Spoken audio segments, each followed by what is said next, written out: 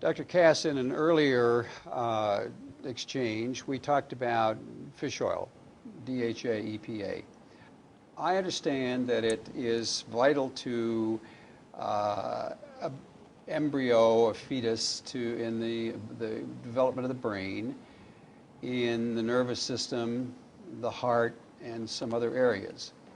Also, it's something that you really can't, as you had said before when we talked, you can't really get it from your diet. You have to supplement with it. That means that a woman who may be considering getting pregnant probably needs to have a great deal of it. While she's pregnant, it's leached from her body. She should be taking it. When she has the baby, she needs to replace it, and she needs to have enough to have it be in her milk. And the child needs it, and the child needs it until their brain and the rest of the organs are, you know, then you need it throughout your life. Is there anything else that we might need to know about DHA, EPA? It's really vital to our health. I mean, it's heart health, it's inflammation.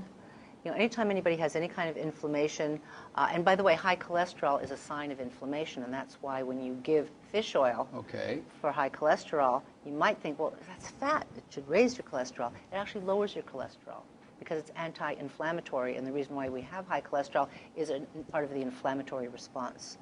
So it's good for the brain, the skin, the heart. Our heart definitely needs to have fish oil, EPA, DHA, to function adequately. So people with heart problems, we give the fish oil to, or high blood pressure. So basically, rather than having to figure out, well, how much do I need for this symptom or how much do I need for this condition, just take it. I have, in all my books, I tell people to take at least 2 grams daily of EPA, DHA. And some people are vegetarians, they don't want to eat fish oil, then take flax oil and then supplement with a vegetarian source of DHA.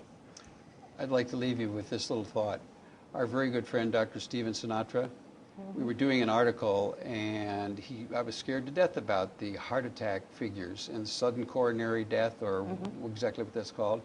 And I said to him, you know, if I had a great physical by you and I left on a Saturday, Sunday, could I die of sudden cardiac arrest? And he said, you could on the way out of my office. And I said, well, what in the world can I do? He said, what in the world can I do? And he said, well, make sure you take your fish oil.